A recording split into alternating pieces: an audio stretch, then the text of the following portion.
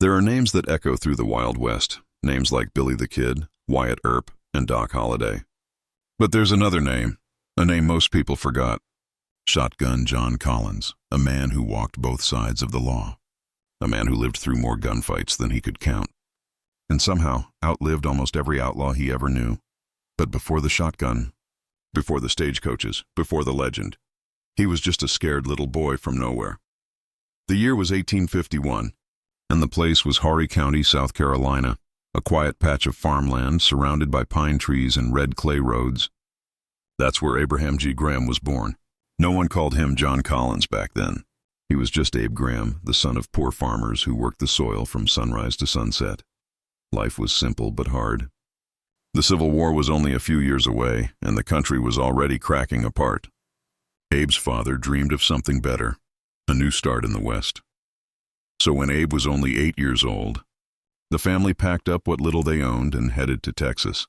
Imagine that journey, a wagon creaking across endless plains, a sky so wide it looked like forever. Abe didn't know it then, but that trip would shape the rest of his life. Texas wasn't peaceful. It was wild, rough, and full of danger. Every man carried a gun, and every boy learned how to use one. In Texas, Abe grew up fast. By his teenage years, he wasn't just helping on the farm. He was riding horses, herding cattle, and learning how to survive in a world that didn't forgive mistakes. The Civil War came. The fighting tore families apart. When it ended, law and order didn't return right away. Men who had lost everything picked up guns again, not for armies, but for themselves. Some became sheriffs. Some became outlaws. Abe Graham became something in between. He was tall, quiet, and quick with his hands. He wasn't mean by nature, but life had made him hard. He started drifting from town to town, looking for work, and finding trouble instead. In dusty saloons, men whispered about a new kind of outlaw, the kind who didn't rob for gold, but for revenge, pride, or just survival. It was around this time Abe met a man whose name was already feared across Texas, John Wesley Hardin. Hardin was the most dangerous gunfighter alive, and somehow young Abe found himself riding in his shadow. Some say Abe helped Hardin hide from the law. Others say he only rode with him once. But one thing was sure. He had stepped into a world where every day could be your last. By his early 20s, Abe was wanted for horse theft and suspected of cattle rustling. He wasn't a killer, not yet, but he was living on borrowed time. Sheriffs hunted him across the Texas plains, and Abe learned a hard truth. Out here, there were only two kinds of men: hunters and the hunted.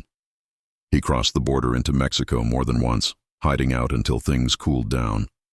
Each time he returned, the legend grew a little bigger. People started calling him different names: John Graham, John Collins, Abe Collins, anything that would throw the law off his trail. The man who started life as Abraham Graham was slowly disappearing. In his place, a new name was being born, a name that would soon echo through the desert wind: Shotgun John Collins. One cold morning, after a narrow escape from a posse, Abe sat alone near a campfire. He was tired of running, tired of killing time, tired of looking over his shoulder. A stagecoach rolled past, guarded by two armed men on the roof.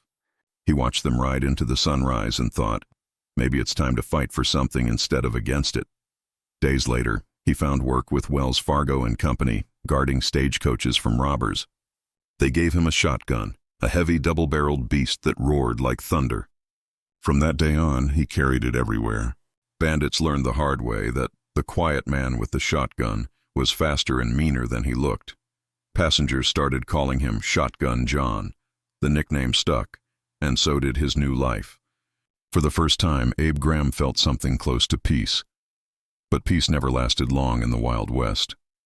Every outlaw he had known either ended up in jail, swinging from a rope, or buried in the desert. John Collins knew that if he stopped moving, his past would catch him.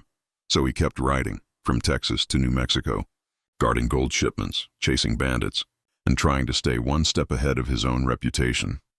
At night, when the fire burned low, he'd clean his shotgun in silence. Men who rode with him said he rarely spoke, but when he did, it was short and calm. He didn't brag. He didn't drink much. He was the kind of man who carried his guilt quietly, and maybe that's why people trusted him. He had the look of someone who'd seen too much, someone who'd already paid a price no one else could understand. By the late 1870s, John Collins had built a name that stretched across the frontier. He wasn't famous like Billy the Kid, but everyone knew better than to cross him. He had turned from outlaw to lawman, from thief to protector. But deep down, he knew the West didn't care about titles. One bad decision, one wrong friend, and a man could lose everything overnight. And soon, John Collins would walk straight into the middle of a war that would define the rest of his life. The Lincoln County War. But that's another story. The year was 1878, and the New Mexico Territory was burning. The land was wild, rich with cattle and gold, and greed. Men fought not for justice, but for power. And standing right in the middle of it was Shotgun John Collins. New Mexico in the 1870s was a powder keg. Two sides, Murphy Dolan and Tunstall McSween, were fighting for control over everything that mattered: the cattle trade, the stores, and the law itself. The government wasn't coming. The sheriffs were bought. Justice came from the barrel of a gun. John Collins had arrived in Lincoln County only months before. He wasn't looking for trouble, but trouble found him anyway. He'd been hired as a guard for the Tunstall store, a job that paid little but promised peace. He wanted to leave his outlaw past behind. He wanted to build something, maybe a future. But in Lincoln County, peace didn't last long. One morning, word spread that John Tunstall, a young English rancher, had been ambushed and killed by a group of men working for the Murphy Dolan side. It was a cold-blooded murder. And that murder lit the match that started the Lincoln County War. Collins stood outside the store that day, his shotgun resting on his shoulder. He looked out across the dusty street and said softly, "Ain't no law here anymore. Only sides." He joined up with the regulators, a group of men who swore to avenge Tunstall's death. Among them was a fiery, reckless young man who called himself Billy the Kid. Billy was fast with a gun and quicker with his temper. John, older and quieter, became the steady hand. He wasn't the leader, but when he spoke, the others listened. The months that followed were filled with gunfire. Men hunted each other through canyons, across plains, and inside the wooden streets of Lincoln. Houses burned. Innocent people died. The regulators fought hard, but they were outnumbered. Collins wasn't fighting for fame or revenge anymore. He was fighting to stay alive, and to protect the few men he called brothers. There was a moment during the Battle of Lincoln, a 5-day siege that turned the town into a war zone. Bullets tore through walls. Smoke filled the sky. Collins stood guard behind a shattered window, reloading his shotgun over and over. He saw men fall, some friends, some foes. He didn't cheer when the shooting stopped. He just looked down at his hands, blackened by gunpowder, and whispered, "This ain't justice. This is madness." When the smoke cleared, the regulators were scattered. The law declared them outlaws, and the bounty hunters closed in.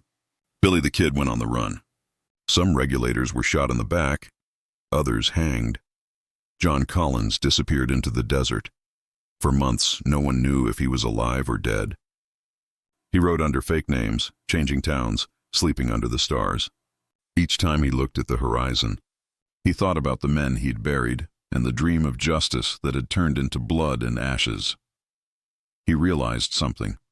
No matter how fast a man rides, he can't outrun his past. He can only make peace with it. By the early 1880s, the war was over, at least on paper. Lincoln County lay quiet again, but its soil was soaked with memory.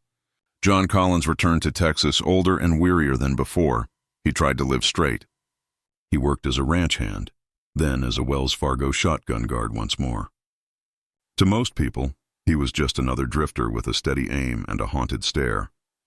But in every saloon and campfire across the frontier, men still told stories about the Lincoln County War, about the tall man with the shotgun who stood beside Billy the Kid and lived to tell about it. And that man was John Collins.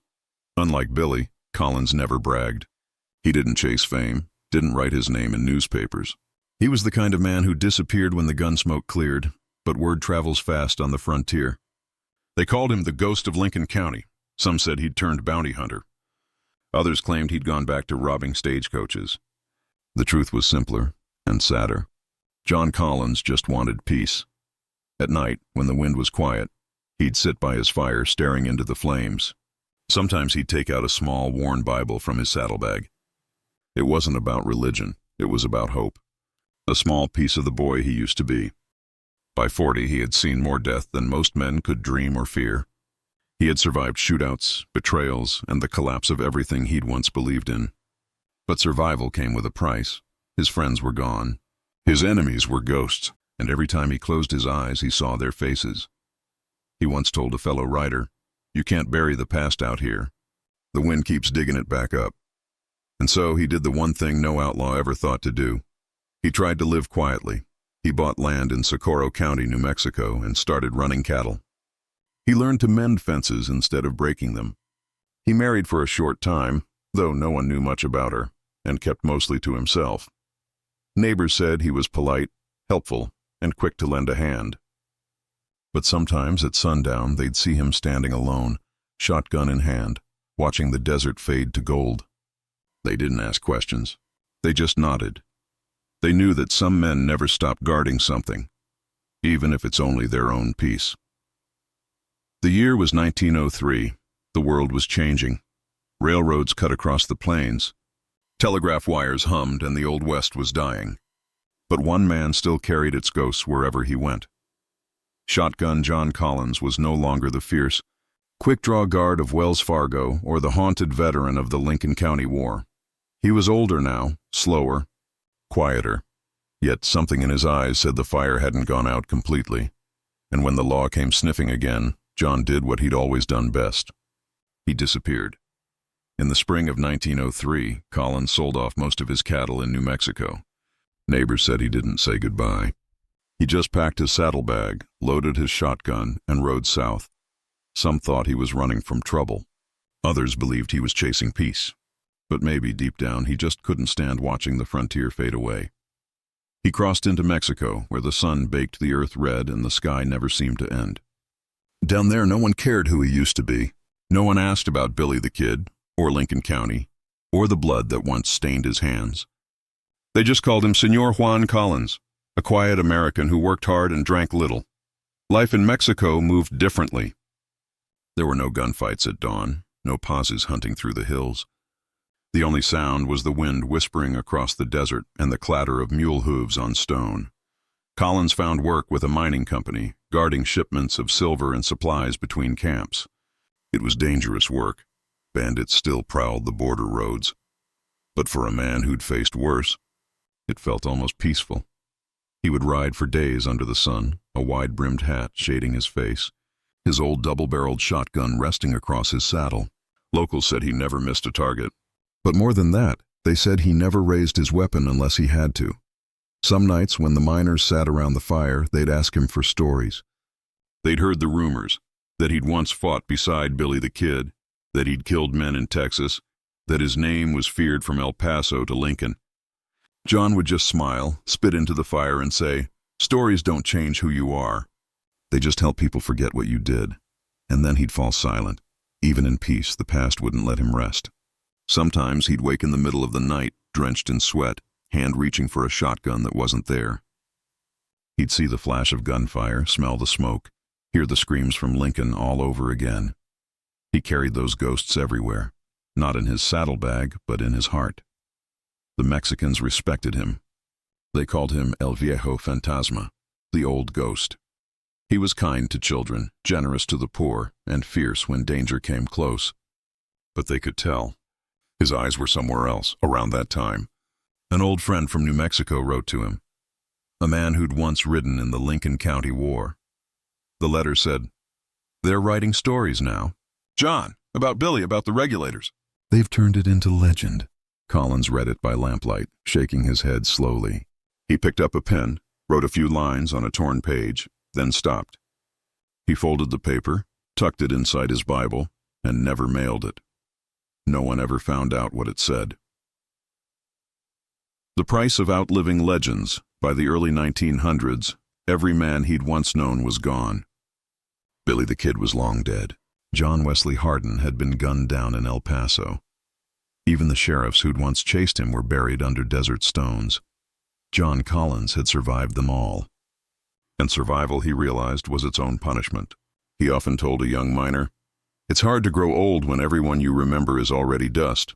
He'd smile after saying it, but it wasn't a happy smile. It was the look of a man who'd made peace with loneliness. Despite his past, John became something of a guardian to the people who worked beside him. When bandits attacked a silver caravan one summer evening, Collins stood his ground. 2 shots from his shotgun echoed through the canyon, scattering the attackers. The miners said he saved their lives, but when they thanked him, he just shrugged. "Ain't hero work," he said. "Just habit," word spread. In a land of fear and greed, an old gringo with a shotgun was protecting the helpless. And yet he never asked for pay beyond a hot meal and a quiet place to sleep. Years passed and his beard turned white. He stopped riding long distances and spent his days watching the sun set behind the mountains. Kids would bring him water, and he'd trade them stories for smiles. Sometimes they'd ask, "Senor John, were you really a killer?" He'd sigh and look toward the horizon. Once, maybe, but the man who did those things died a long time ago. To them, he was a legend come to life, a living ghost of the Old West. Around 1920, rumors began to spread that the old ghost was heading north again. No one knew why. Maybe his heart ached for Texas, or maybe he wanted to die where it all began. Whatever the reason, one morning he mounted his horse, nodded goodbye, and rode off alone. He left behind no family, no riches, only a trail of stories told around fires. Stories of a man who'd fought, killed, and then spent the rest of his life trying to undo it. 2 years later, in El Paso, Texas, a quiet old man named Abe Graham died in his sleep. Few realized that Abe Graham and Shotgun John Collins were the same person. He was buried under his birth name, in the Catholic section of Concordia Cemetery. His grave sat not far from another legend, John Wesley Hardin. 2 men once feared by the world, now lying silent under the same Texas dust. He was gone. The man they called Shotgun John Collins had breathed his last in El Paso, and the West barely noticed. Newspapers didn't print his name. No bells rang, no headlines mourned. The world had moved on, building cities where his gun smoke once hung in the air. But legends don't die quietly. They fade, waiting to be found again.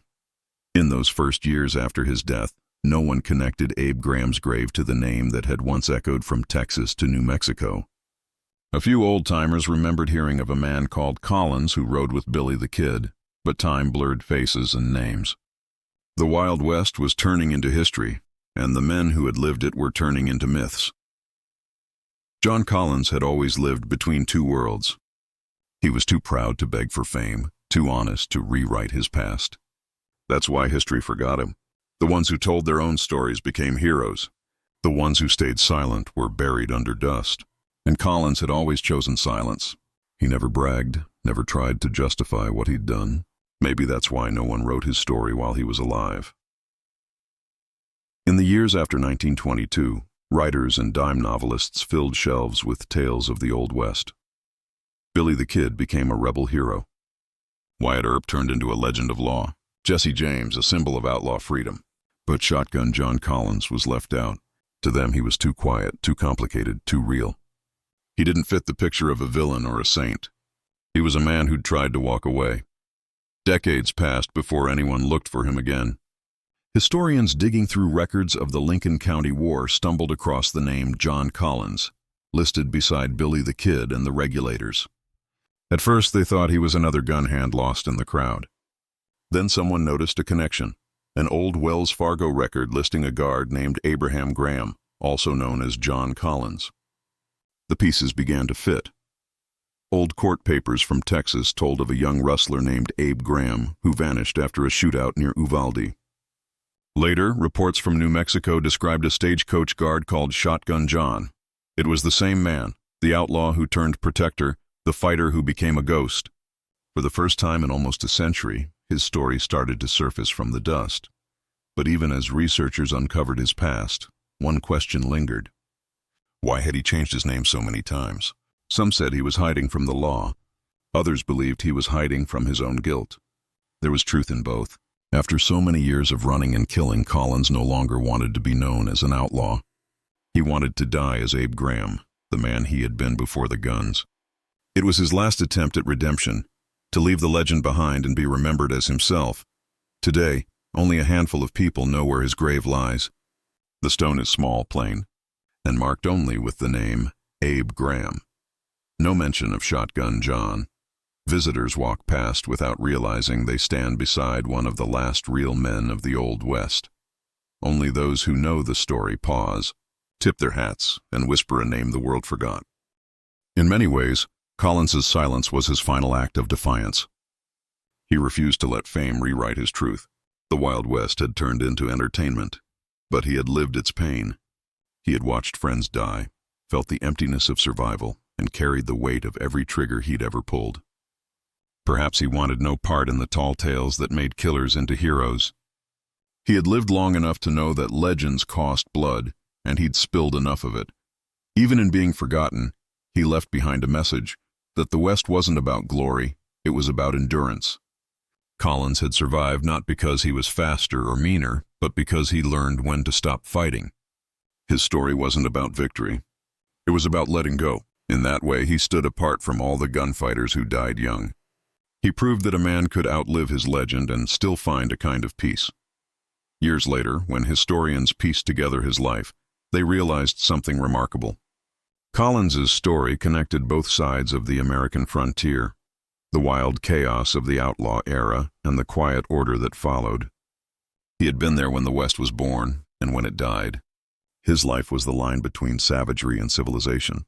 Few men had seen so much change and lived to tell of it, and maybe that's why his story matters now. Not because he was the fastest gun or the deadliest, but because he was human. He made mistakes, sought forgiveness, and kept walking forward even when the past pulled at his heels. In every man who's tried to escape what he once was, there's a bit of Shotgun John Collins. Time has washed away his footprints, but not his meaning. He stands as a reminder that redemption is quieter than fame, and peace is harder won than war. He was a man who lived in the shadow of his own legend and chose finally to step out of it. And though history almost erased him, the truth remains. The boy from South Carolina, the outlaw of Texas, the guardian of New Mexico, the ghost of Mexico, they were all the same man. He was Shotgun John Collins, the outlaw who tried to become human again, the man who taught the West how to fade with dignity.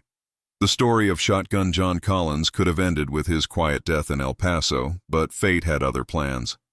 Legends, even forgotten ones, have a strange way of resurfacing. Sometimes all it takes is a curious mind, a dusty archive, and the stubborn belief that every man's story deserves to be told. For nearly half a century, no one spoke his name. His grave sat unnoticed beneath the harsh Texas sun. Wind and sand had worn the letters thin on his headstone. Abe Graham. No one realized that beneath that name rested one of the last true gunmen of the frontier. Children played nearby, unaware that the man buried a few yards away had once ridden beside killers and lawmen alike. The desert had swallowed his past whole. Then, in the mid-1900s, a young historian searching for details about Billy the Kid stumbled upon a name that didn't belong: John Collins. It appeared in old records from the Lincoln County War, mentioned briefly as one of the regulators. Most scholars ignored it, thinking he was a minor figure.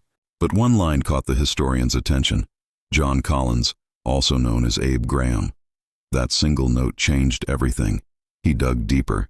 In county archives and faded newspaper clippings, fragments of a life began to surface. There were wanted posters from Texas listing an Abe Graham for horse theft. There were stagecoach reports naming John Collins as a trusted Wells Fargo guard.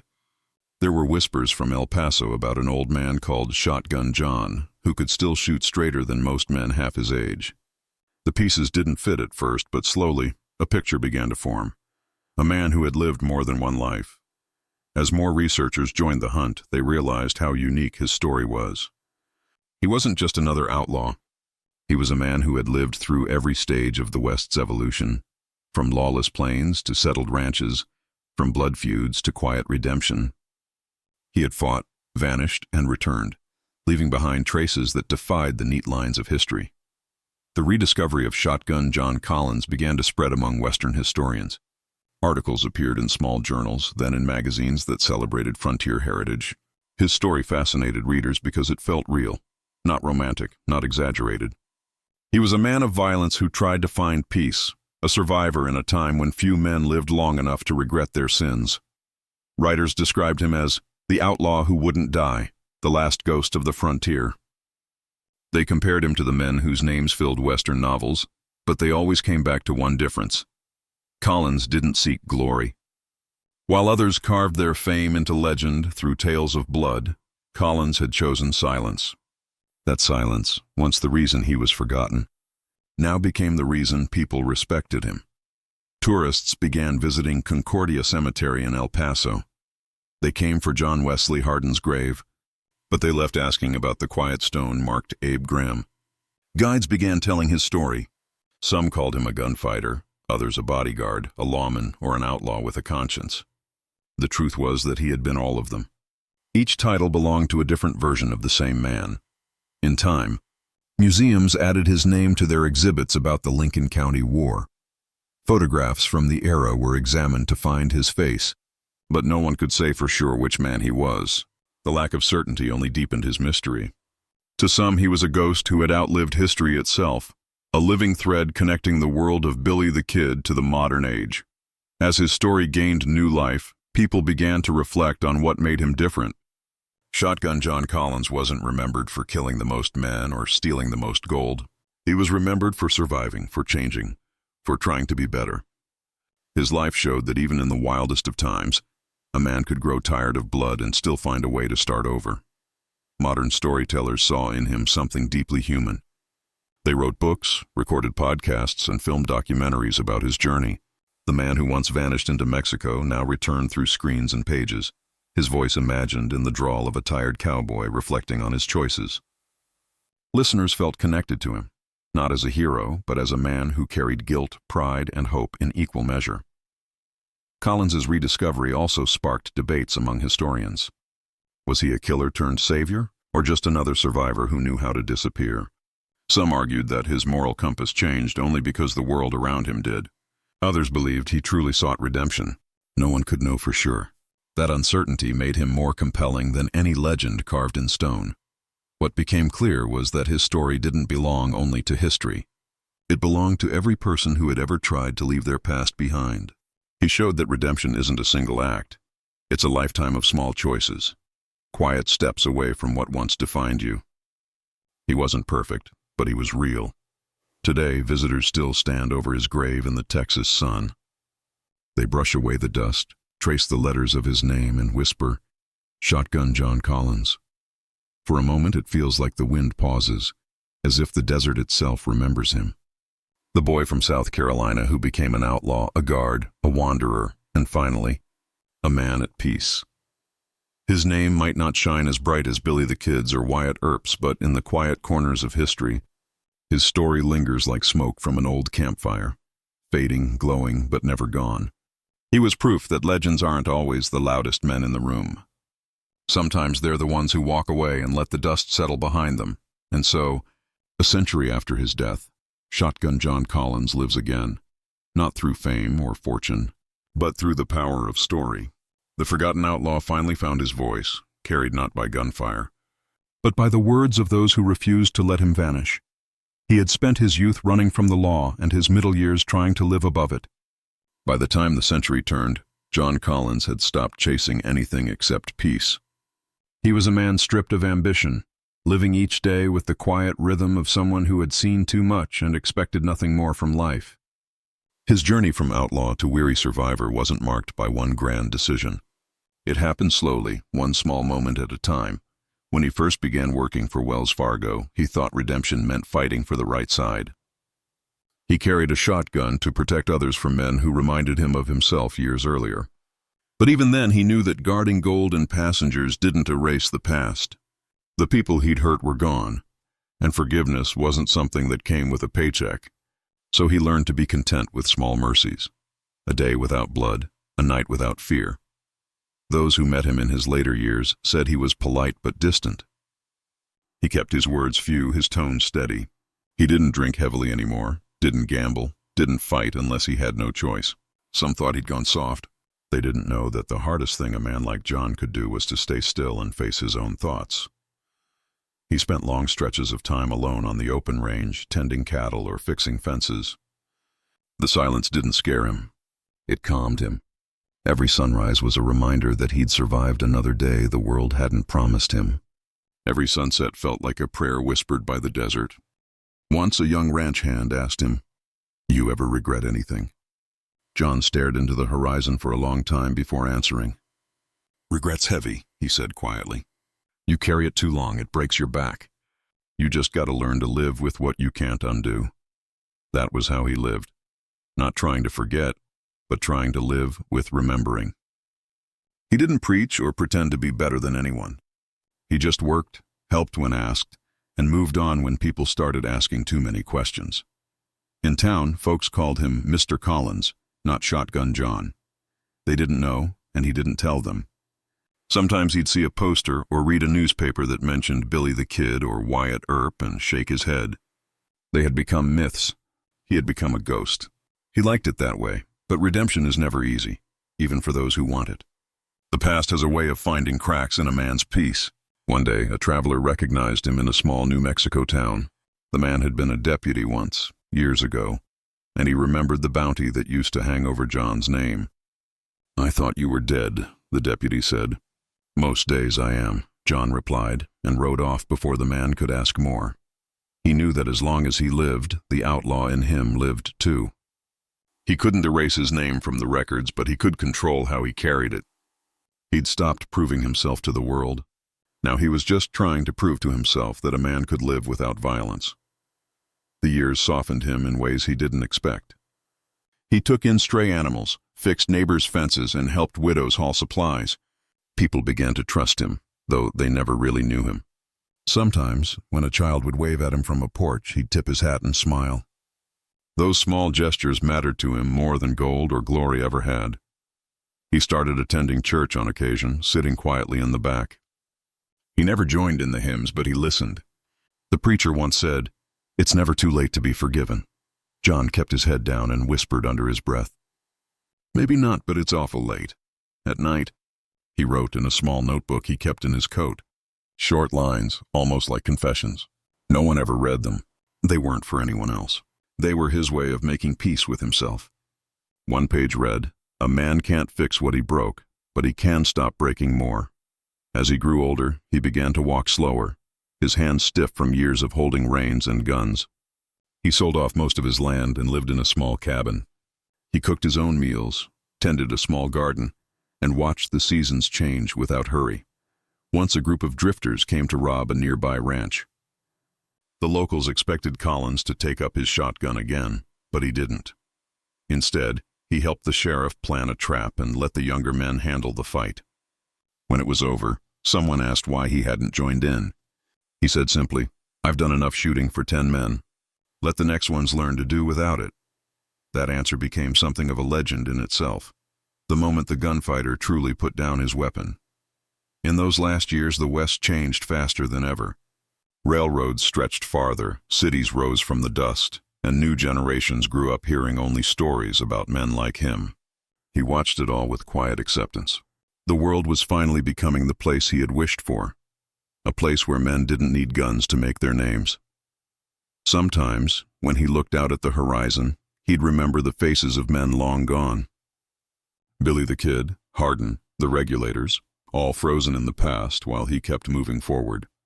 He'd whisper their names like prayers, not out of guilt but out of respect. They had lived hard and died young. He had lived long enough to see what they never could, that there's no glory in survival, only understanding. In those moments he felt something close to peace. It wasn't the peace of a saint, but the kind a tired man earns after years of running.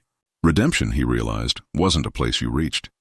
It was the road you kept walking, one quiet mile at a time, and that's what made Shotgun John Collins different from the others. He didn't die in a blaze of gunfire or hang from a rope. He lived long enough to outgrow his legend, to learn that the strongest man isn't the one who draws first, but the one who finally stops pulling the trigger. By the time the world forgot his name, he had already forgiven himself. And maybe that was enough. By the time John Collins reached his 70s, the fire that once burned behind his eyes had dimmed into something gentler, a quiet understanding that the road was finally coming to an end. His hands, once steady on a shotgun, had grown slow and stiff.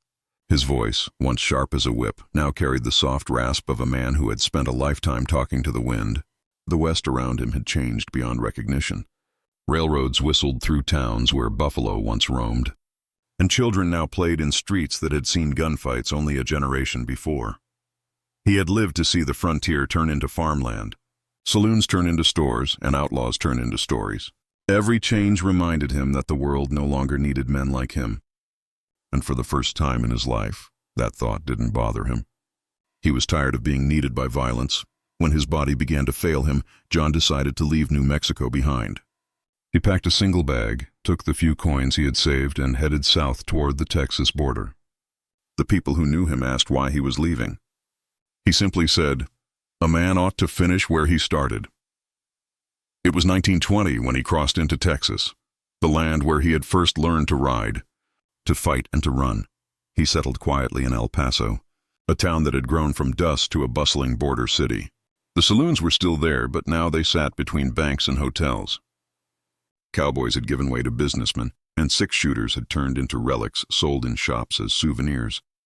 John walked among them like a man out of time.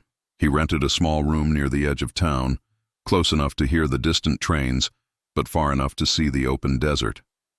Most days he sat outside with a cup of black coffee, watching the sun climb over the Franklin Mountains. Some mornings children would wave at him and he'd nod, tipping his hat. They didn't know who he was. To them, he was just another old man who told quiet stories about the old days. Sometimes those stories slipped out without him meaning to tell them. When he spoke, his voice carried the weight of memory more than pride. He would say things like, "You know, the desert remembers everything, even the blood you try to forget." Then he'd go silent again, lost somewhere in thoughts too old to share. He began visiting Concordia Cemetery, wandering among the graves of old lawmen, soldiers, and settlers. It was a place of peace for him, a reminder that every man, no matter how wild his life, ended the same way. On one visit, he stopped at the grave of John Wesley Hardin, the gunfighter who had once ruled Texas with fear and arrogance. John stared at the stone for a long time before whispering, "Guess we both made it farther than we should have." He left a small wildflower on the grave and walked away. Though he lived quietly, the people of El Paso grew fond of him. He helped where he could, fixing fences, feeding strays, or giving a hand to travelers passing through. He rarely spoke of his own past, but when asked about the Wild West, he would chuckle and say, "It wasn't wild. It was just people who didn't know better yet. Age had softened him, but not broken him." He still carried his old shotgun, though now it was more a walking stick than a weapon. It was polished smooth from years of use, a symbol of the life he had once lived and the peace he had earned. Sometimes, late at night, the neighbors would hear him talking softly through his open window, not to anyone, but as if he were settling old arguments with ghosts. He spoke to men long gone, voices from the past who still lived somewhere in the back of his mind. Names like Billy, McSween, and Tunstall drifted out into the quiet streets, half prayer, half memory. As the months passed, his body weakened. His steps grew slower, his breath shorter, but he never complained. He told one neighbor, "Death's been following me all my life. Reckon it'll catch up when it's good and ready." He didn't fear it. To him, dying wasn't punishment. It was release.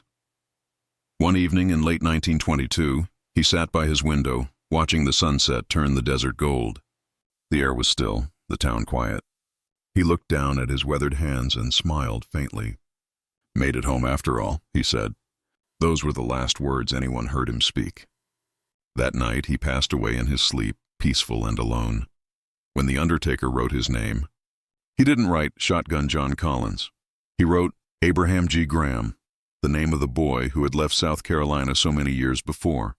It was as if, in the end, the outlaw and the legend had both faded, leaving only the man he'd been at the start. His funeral was small. A few townsfolk came, not knowing much about him except that he had been kind, quiet, and good with tools. No one knew they were burying a man who had once stood beside Billy the Kid or fought through the Lincoln County War. The preacher said a few words about peace and forgiveness, and they laid him to rest beneath the same sun that had followed him all his life.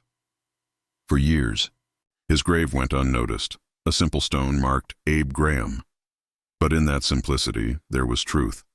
He had spent a lifetime running from his past, and now he finally rested as the person he'd always wanted to be. Not a gunfighter, not an outlaw, not a hero, just a man who had lived and learned. Those who later discovered his true story said there was poetry in the way he left the world. He had survived when others hadn't, found peace where others found death, and died quietly in the town where legends were buried. His story ended without gunfire or glory, just silence, sunlight, and a name reclaimed. He was born Abraham Graham, lived as Shotgun John Collins, and died a free man. And maybe in the end, that was all the redemption he ever needed. For many years after John Collins was buried, no one gave much thought to the quiet grave marked Abe Graham in the Catholic section of Concordia Cemetery. It was just another name among hundreds, another soul claimed by time. The desert wind blew across the stone, wearing it smooth, until even the letters began to fade. No flowers, no visitors, no stories. The man who had once lived a dozen lives, outlaw, guard, wanderer, and ghost, was finally still. But history has a strange way of uncovering what the world tries to forget. Decades later, when the myths of the Wild West began to fascinate a new generation, historians, writers, and storytellers started digging into old court papers, newspaper archives, and personal letters. They searched for the truth behind the legends, for the real men hidden beneath the gun smoke and tall tales. That's when a name began to reappear in their research. John Collins. He was mentioned here and there, never in bold headlines, never in detail, just a quiet footnote in the story of the Lincoln County War. A man who had ridden with Billy the Kid, fought for the regulators, and then vanished. Most historians dismissed him at first. But one researcher noticed something curious, an old Wells Fargo payroll record from the 1880s that listed a guard named John Collins, alias A. Graham. It was a small clue, but it opened a door.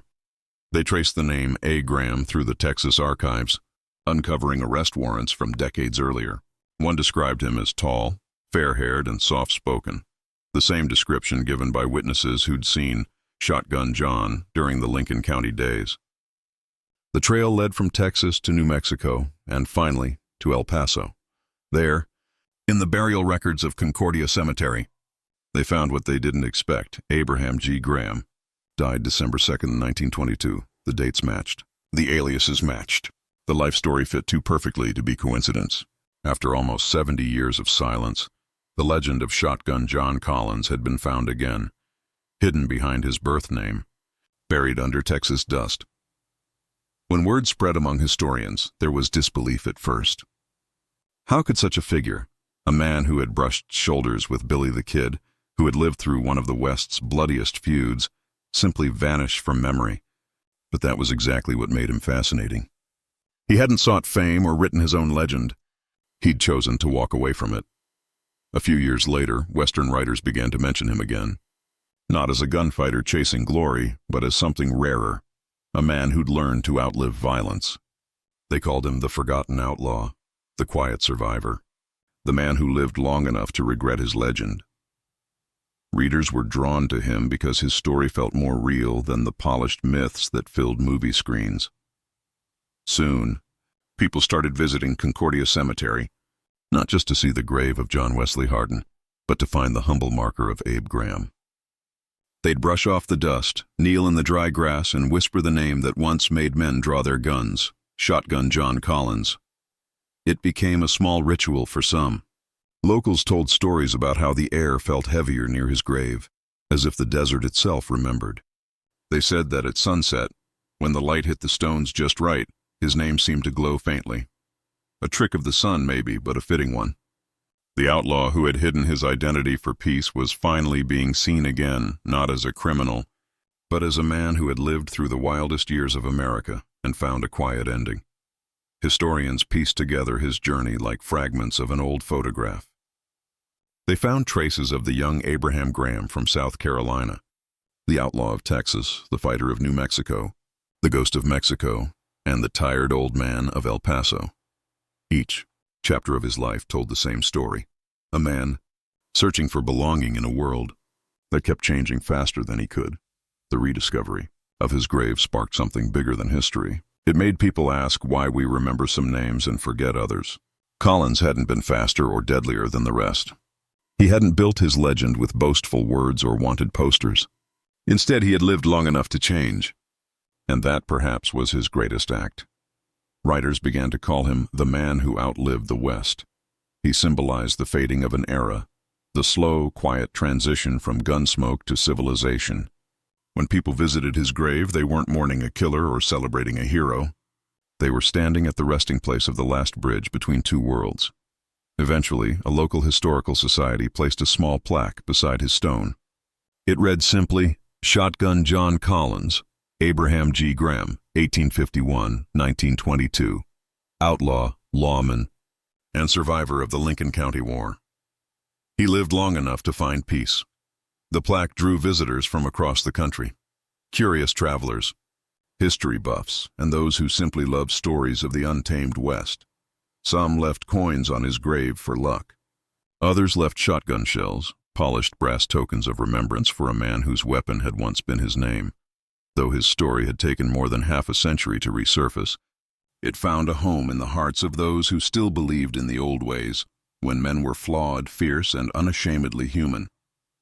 Collins's tale reminded them that legends aren't just born from fame or fortune. Sometimes they're built from survival, silence, and the courage to change. And so, more than 100 years after his death, Shotgun John Collins was no longer forgotten. His story lived again, not in gunfire, but in words, in whispers, and in the respect of those who understood that the truest kind of redemption isn't written in headlines. It's carved quietly into stone, under a name the world almost lost. By the time historians confirmed that Abe Graham and Shotgun John Collins were the same man, his story had already begun to ripple through the world beyond dusty archives. It started small, a few newspaper articles, a short mention in a Western Heritage magazine, then a chapter in a history book. But slowly, the world began to listen. People were drawn not to his crimes or his gunfights, but to what came after. His story wasn't about how fast he drew a gun. It was about how he learned to put it down. In a culture built on legends of vengeance and glory, Shotgun John Collins stood out for one simple reason. He had chosen peace. Writers found poetry in his transformation. They called him the outlaw who grew old, the man who walked away from his legend, the cowboy who refused to die angry. His life offered something that Western history rarely showed: redemption without applause. He didn't die in a blaze of bullets or stand defiant at the gallows. He lived long enough to feel remorse, to seek quiet, and to die with his own name again. That made him real in a way heroes and villains never were. As his story spread, filmmakers and novelists began to see in him the perfect symbol for the end of the Wild West. He became the quiet figure, in the background of their stories, the tired gunman sitting, alone at the edge of a town that no longer needed him, the old drifter who'd seen too much to still believe in right and wrong. Some claimed that movies like Unforgiven and The Shootist were inspired, at least in part, by lives like his, men trying to lay down their past before the past buried them. In literature, he appeared in essays and poems as the forgotten cowboy. Artists painted him sitting by a dying campfire, his shotgun across his knees, staring at a horizon that symbolized both his guilt and his peace.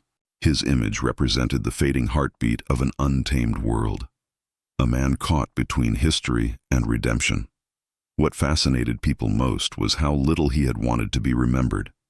In an age of showmen and self-made legends, John Collins had done the opposite. He'd hidden his name, abandoned his fame, and let time erase him.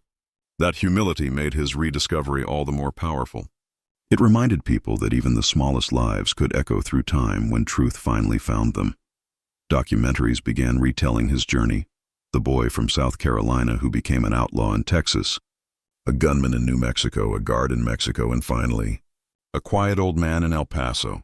Historians pieced together every step of his life like a mosaic of second chances. They spoke of his regrets, his quiet strength, and his ability to change when most men never did. Modern audiences found something deeply human in that story. In an era that glorified rebellion and noise, Collins became the symbol of the quiet fight, the battle to forgive yourself. Viewers saw in him a reflection of their own struggles, the urge to start over, the pain of being misunderstood, the courage to let go of pride. His life wasn't just history. It was a lesson in what it means to grow up and grow humble. Podcasts and history channels retold his tale, emphasizing how he bridged the gap between myth and man. One popular host said, He was the proof that the Wild West didn't end with a gunfight. It ended with one man finally putting his gun away. That line stuck, quoted in documentaries and shared across social media. Visitors to Concordia Cemetery grew in number. They came not just to see where he lay, but to feel something of the truth his life carried, that redemption is possible, even after a lifetime of mistakes. Some left small notes on his grave written in pencil and tucked between the cracks of his stone. One read, "I hope you found peace, John. We're still looking for ours." Another said, "The world finally remembered you." For historians, his rediscovery was more than just another name in the books. It was a reminder that history is never truly finished. Every man and woman who lived leaves behind pieces of their story, waiting for someone to care enough to put them back together.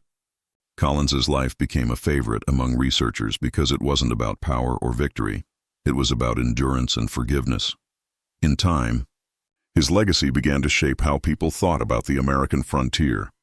Instead of glorifying gunfights, teachers and writers started talking about what came after, the men who lived with what they'd done, who carried guilt and kept going anyway.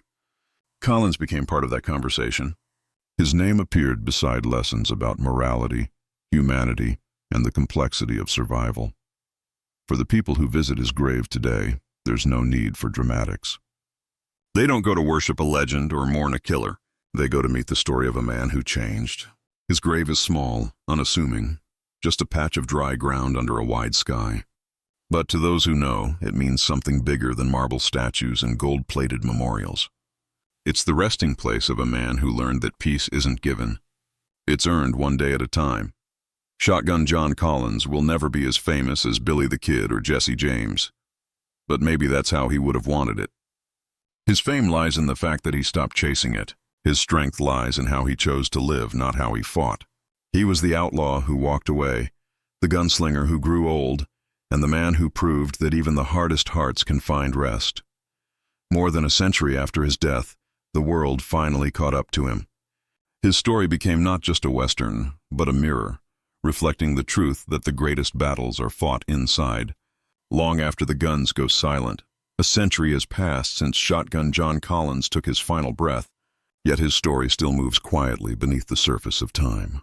It lives not in the roar of cinema or the glamour of novels, but in the hearts of those who understand what it means to struggle for peace in a world that thrives on chaos. His tale has outlasted the guns, the dust, and the myths because it speaks to something eternal, the human need to be more than the worst thing we've done. History now remembers him not for how many men he faced, but for how many ghosts he carried and learned to live with. His life has become a lesson, retold in classrooms, documentaries, and around campfires by those who love the truth more than the legend. Each time his name is spoken, Abe Graham, John Collins, Shotgun John, it echoes as a reminder that even the most broken souls can find their way home. He began as a boy running from poverty and war, found violence as his only language, and then spent a lifetime unlearning it. The Wild West was filled with men who died trying to prove their courage.